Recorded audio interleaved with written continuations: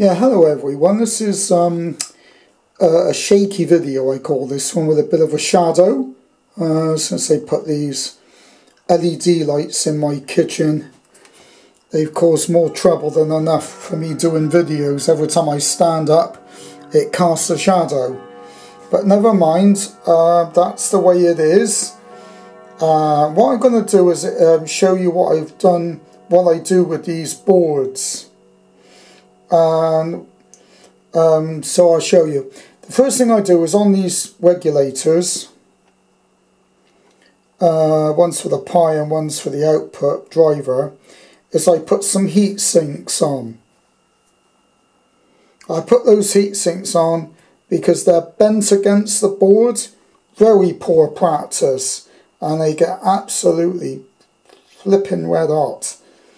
The other thing I do, come here, is I put some cooling stacks, they're star-shaped aluminium coolers, on those transistors. I also change them, those transistors, for very good quality Motorola from the cheaper ones that are in there. I also replaced those for slightly better quality ones, those PA transistors. The other thing I do, and that's to stop if any of your chips blow. All these chips that one was mounted already, but this one's mounted in a socket, so's the audio chip, because I actually add two sockets. The chips on those are National Semiconductor ones rather than the Indescript ones, so I had to desolder those ICs and put in some sockets, which I did. The final thing I do is what I call decoupling the board, stopping RF getting in. One of them is across there, and the other one is on the back. I'll show you what I do with that. So please excuse me. Let's hope it will focus. Is that I decouple all those sockets. That stops RF getting in, and it locks into transmit, particularly in CW, because the PTT won't unlock because there's RF gone into it. So I put these caps in. There's 1, 2, 3, 4, 5, 6 of them, and that really does help out. It stops that problem. There's a little bit of heatsink compound on. I didn't clean the transistors, and I put it in the box, and that was it. So that's what I do. I also fit a fan. You'll notice there's two little wire stumps on there. It's because I had a fan. You do need a fan if you're using FT8.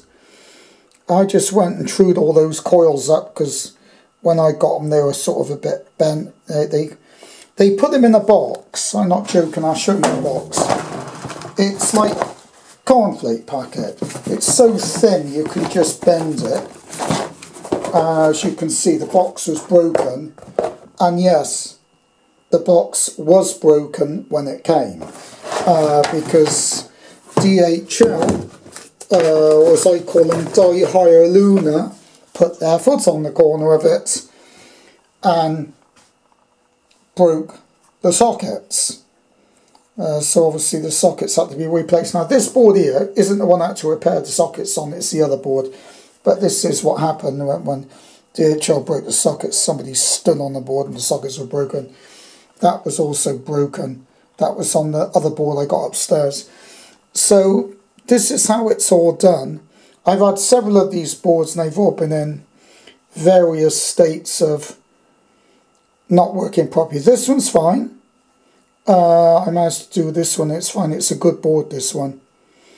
There's nothing wrong with that board. It's works well, there's nothing wrong with it.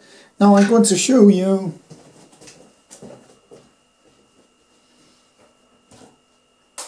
the other board. This one's got the heat sink on it, but this is a board that was to replace my original board, which and the bin. And the problem with this board is it's making a lot of digital noises, and when you start it up it won't start up.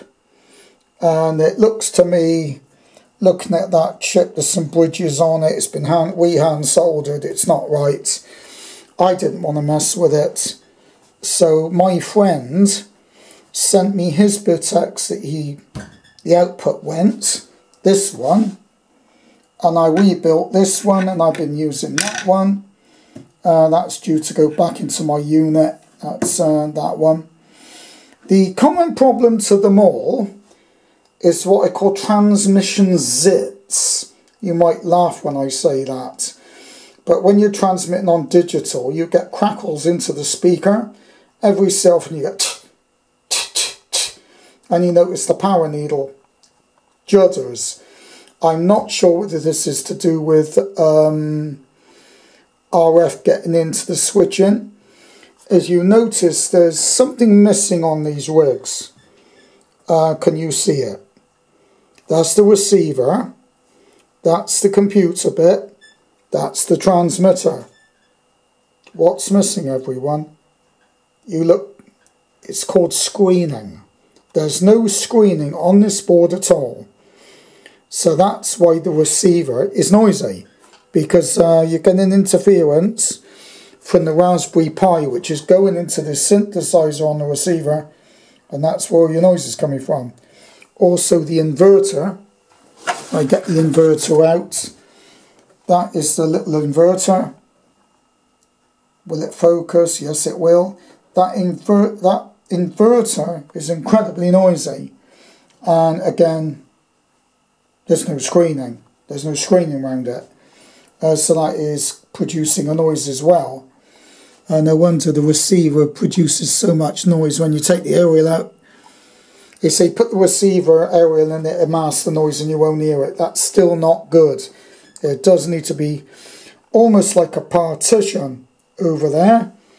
And this here needs a metal plate over this section, so that Raspberry Pi board isn't guffing interference into that circuit. And that would help a lot. Also suppressing that, putting a partition which is bent over, so that whole thing would be screened from the receiver. That might be able to be done, I would imagine. A plate could be made. Not sure how you would attach it, because there's a screw there, there's nothing there. You'd have to drill that, wouldn't you? So I'm sure there could be a screening plate made for that. Now if we turn the board over on this one, this has not got all the caps on because I removed them. So that's what the board looks like. That's the heatsink. Claims the heatsink is big. It'd dissipate 50 watts. Well, one of my friends told me that is nowhere near big enough for 50 watts. And when I ran FT8 at more than 20, you almost could light a match on it. So I've been using a fan on the back of this, that's why there's glue on it. So you will need a fan. I drilled a hole in the heatsink, put it through to here, and the wire goes against there, and the fan fits on here. So you will require some kind of fan. So let's put that over here, because that board basically is scrap. You can't do anything with it. It's gone noisy, and I don't know why it has.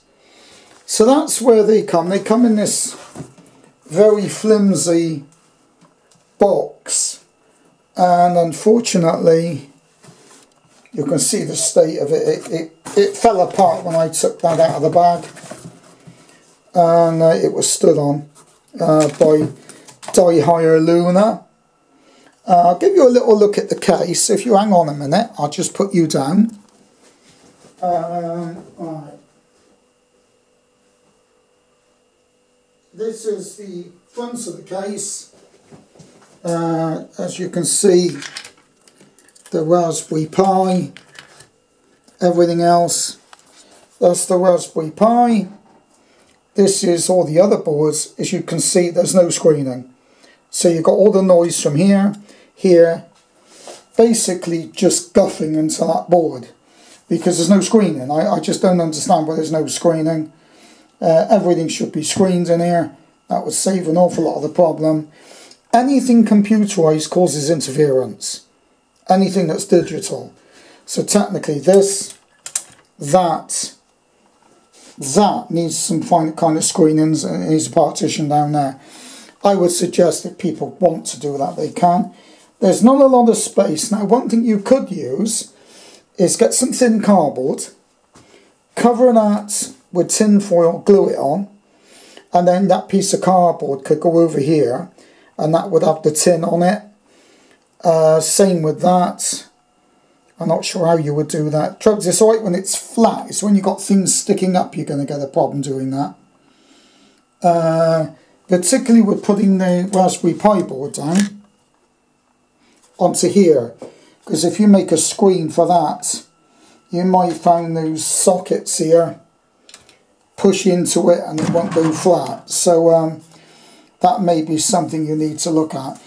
So I wonder if somebody could sort out the zitting noise on transmit. Also the power issue. You're getting 40 watts on 80, 17 watts on 10. But the makers say it's 30, they guarantee it's 30 watts, it's not 30 watts, nowhere near. Even on my other board it's 19 watts. It's certainly not anywhere, it's not even 20. If you go onto the 80 meters, it's 42 watts. So maybe changing those transistors for slightly better quality ones that would be able to give you that. I've not seen any modifications saying how to do that, so I'm not sure about all that. But the board's fairly nicely made. So I mean they've done a good effort of the board. Not so sure about the coils. One thing about the coils is the turns, if I turn them, they're baggy. I call baggy coils. If you have a look, I don't know whether it will focus on that. It's not going to focus. But if you look, you can't see anything. But the coils are baggy. What that means is that the loops of the coils don't hug the coil properly. That's poor. That's quite poor. They should be wound and these turns pushed down flat so they're against the core. That may not make a lot of difference, but if I was to get, oh, I haven't got it now. This is a cocktail stick, and let's do that. I can't do it on this one. I could do it on one of the other boards. I mean, technically, I can't do it with this one. I could with the other one. I don't know why. On the other one, I could. That you can, in some of the coils, push this cocktail stick underneath the lap of the coil. It should be not curved. It should be flat against that. So that really needs to be pushed down so it's flat and then pulled tighter. So the coils are a bit loose is what I'm saying. Whether that makes a lot of difference, I don't know. And I'm not sure this sort of instability, this waviness, I mean it should have been some hot glue on the board, the coil pushed into it, then soldered. Not to basically be allowed to prig around, because it's not. If you look at all the rigs, whether cheap or dear, generally there's a spot on the board of hot glue and the coil's pushed into it. It beds down, it holds it flat. You've got these coils here, which are sort of, I don't know if this is going to focus, they're sort of leaning over rather than being at 90 degrees. That may not mean anything, but it does. It's a good board. The board's not bad, but it just needs a bit of tidying up. I like this is twisted. It's not only flat, it's twisted. That one's over. It sort of like that. And you know, if you're going to do a job, there's an old saying in England, if a job's worth doing, it's worth doing well. And I don't think people do that today. They got to knock these out quickly. They're made for a price. They work. Okay, that's fine. The other thing, you buy the rig, and it's an Aspitex V2. My friends made a barge. When you get them, they don't say anything on the front. Now, surely, if you're going to sell a car, that's your advertisement. It should have a badge on it. It says Aspitex V2 made in India with the Indian flag on it. Otherwise, you know, you're not selling yourself if you do that. And I've worked in business. You've got to have a moniker. Aspitex V22 SDR transceiver, you know, so it actually becomes a product. The only other thing I don't really like is the speaker. It's a little bit distorted. It's very small. The cone, to me, when I look at the speaker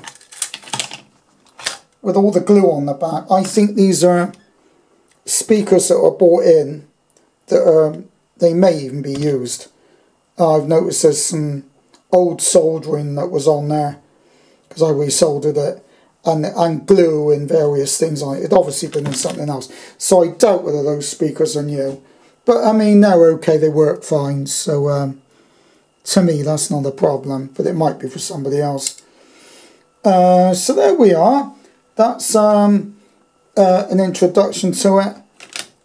Also the Raspberry Pi cable I feel is a bit too short, so when you take the lid off, that gets bent and it gets creased and it gets fouled up because it's a bit short to open that out on the case. That tends to twist quite violently and it's tight. So it might be worth you putting a 20-cent cable rather than a 15. When you use these cables, use them once, chuck them away, don't reuse them. They're too fragile, they're cheap. Just buy half a dozen of them off eBay at £2 each. So there you are, and so I say it all works okay. This board I got working, it came off my mate. Perfect working order. A good board, nothing wrong with that. And those are new transistors I bought. These I bought. I believe, yeah, that's a new pre-driver transistor, a BFR 106 I think it is. That's new, I put that in. So I've done a lot to that, and that's really what you need to do. You need to put some extra caps in, change those transistors to better quality and put heat sinks on. Make sure they're good quality. Change them if you need to. You may not need to change them. Bend the transistors vertical 90 degrees, put heat sinks on, and generally the rig will be fine. You don't have to put those sockets in if you don't want, because once you take those chips out, sometimes the legs are gone. But you can if you want. Being an experimenter's rig, is produced as an experimenter's rig, from the factory I would have put those 16 or 14 pin sockets in as standard. So if you have an accident and burn them, they're easy to change. So my suggestion, if you can afford to buy those 2 chips, buy yourself the sockets, and then that'll make it into a really good project kit radio then. Anyway, bye bye everyone. Hope to catch you again from the Nut House. Aspitex V2 board overview and modifications.